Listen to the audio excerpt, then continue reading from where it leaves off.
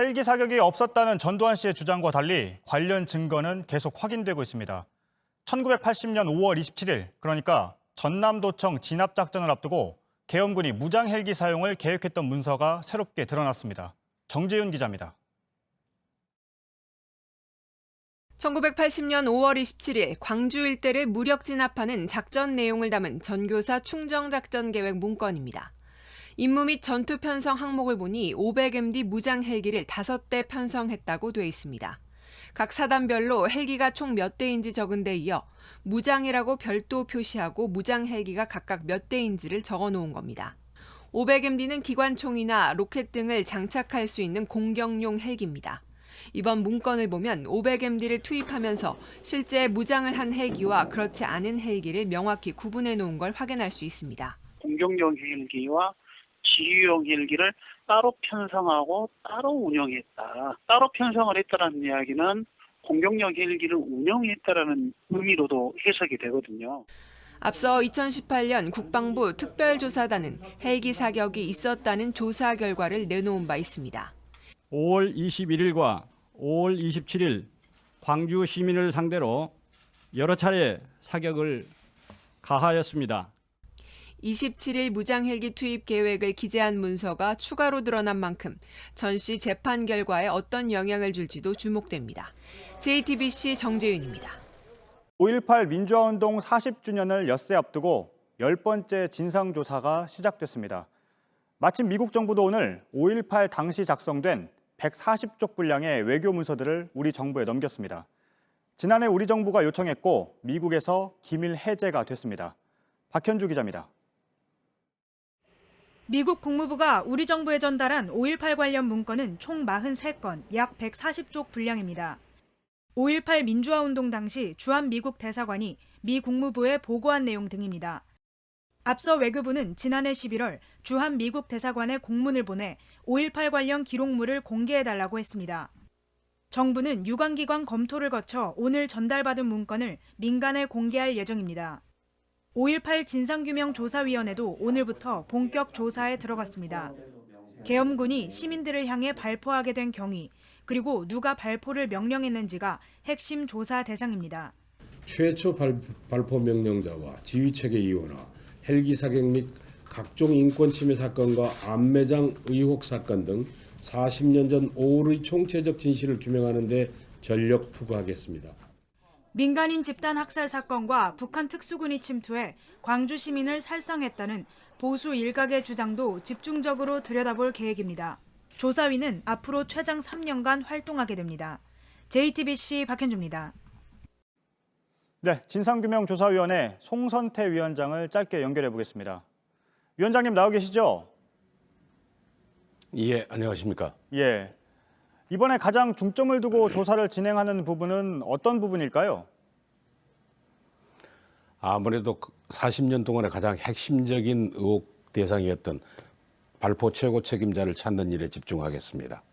네.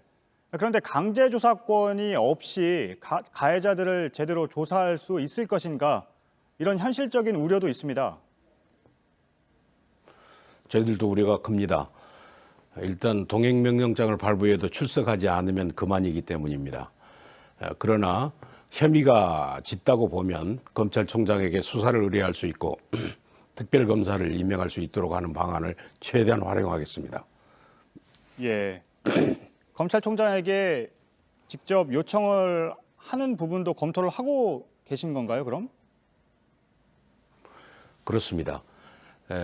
이 국민적 의혹이 집중된 사안인 만큼 혐의가 드러나면 곧바로 검찰총장에게 수사를 의뢰할 생각이고요. 그래도 이게 미흡하다고 생각하면 특별검사, 그 다음에는 21대 국회에 현직 검사와 검찰 수사관 파견을 요하는 그 법 개정안을 요청할 생각입니다. 네. 이제 시작이긴 한데요. 전두환 씨에 대한 조사도 검토를 하고 계십니까?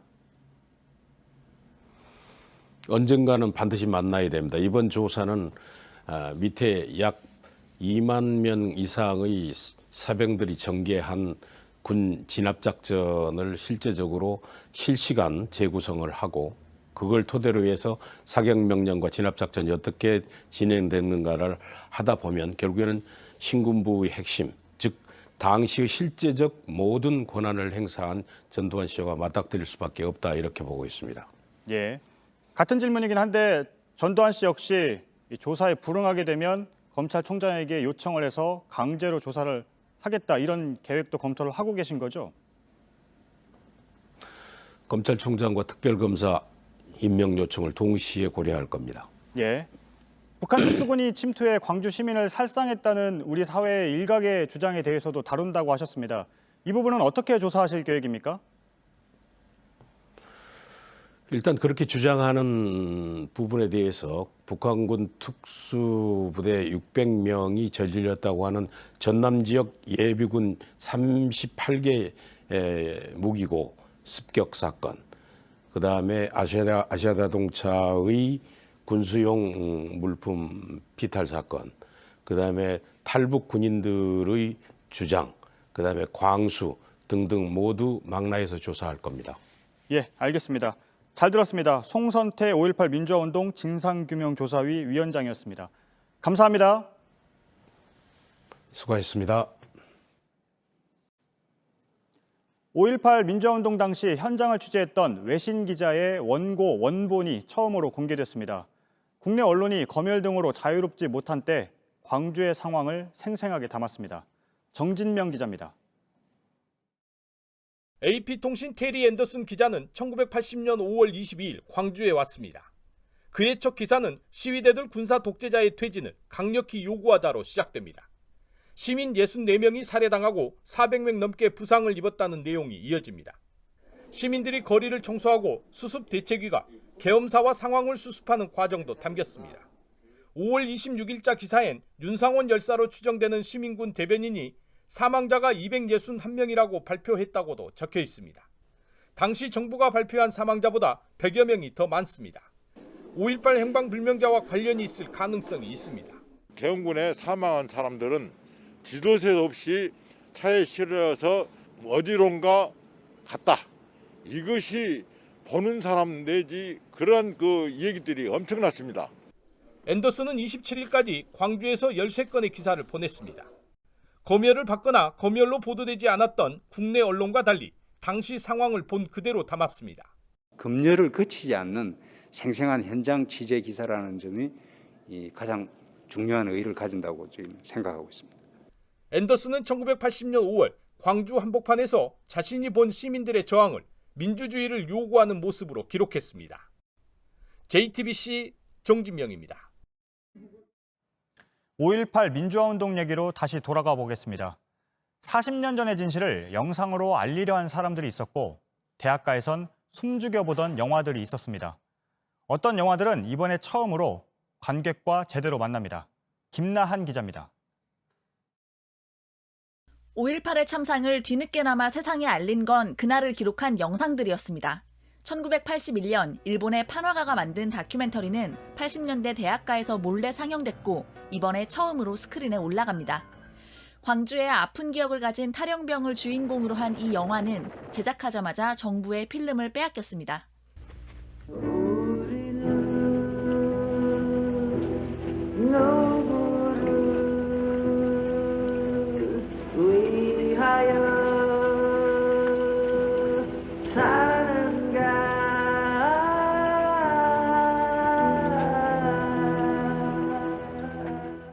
보고도 믿을 수 없던 장면들이 조심스럽게 영화로 만들어졌습니다. 압수수색 영장이 신청돼가지고 이제 뺏길 수 있는 가짜 프린터를 막 준비해놓고 밤중에 긴장되게 기다리고 있는. 그때 살던 사람이 전부 가지고 있던 어떤 공통점은 뭔가 이렇게 비치고 있다라는 그런 어떤 부담감. 싸운 이들의 아픔, 몰랐던 이들의 죄책감을 담은 영화들은 해외 영화제를 통해 5월 광주를 알리기도 했습니다. 트럭에 실려 모두 다 어디 갔지? 살이 두부라고 하면 그렇게 보았다면 광주를 넘어 국내외 숱한 역사의 상처를 끌어안았습니다. 이건 결코 광주만의 싸움이 아니라는 것을 명심해야 합니다. 역사가 병들었을 때 누군가가 역사를 위해 십자가를 져야만이.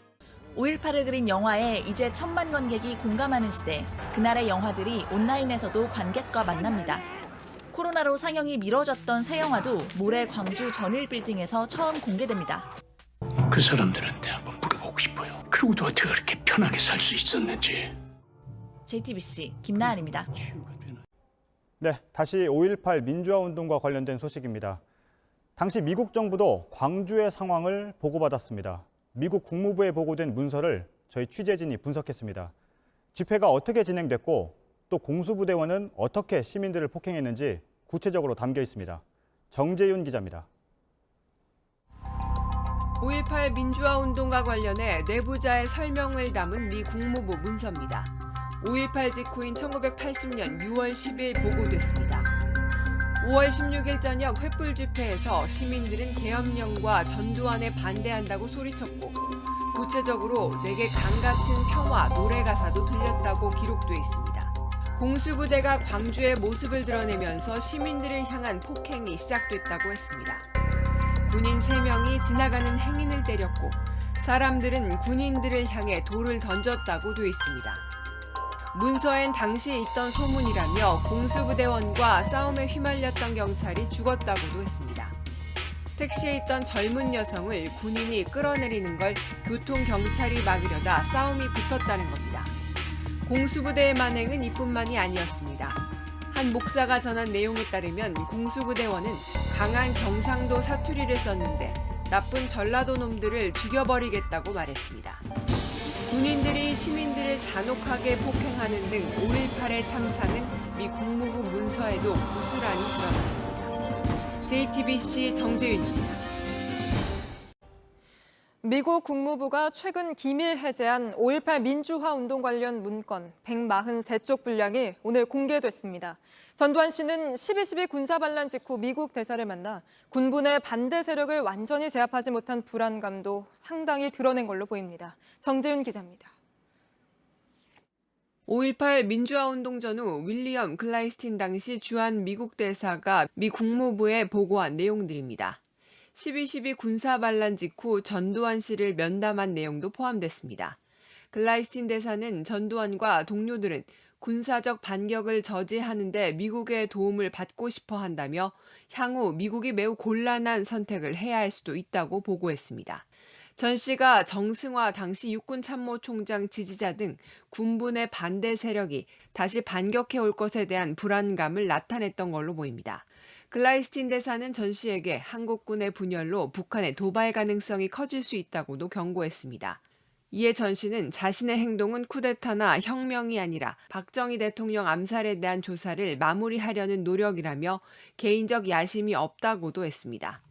5.18 직전 계엄령이 전국으로 확대된 뒤에는 이희성 당시 계엄사령관을 만났습니다. 이 사령관은 시위에 나선 학생들을 통제하지 않을 경우 한국이 베트남과 유사한 방식으로 공산화될 수 있다고도 말했습니다.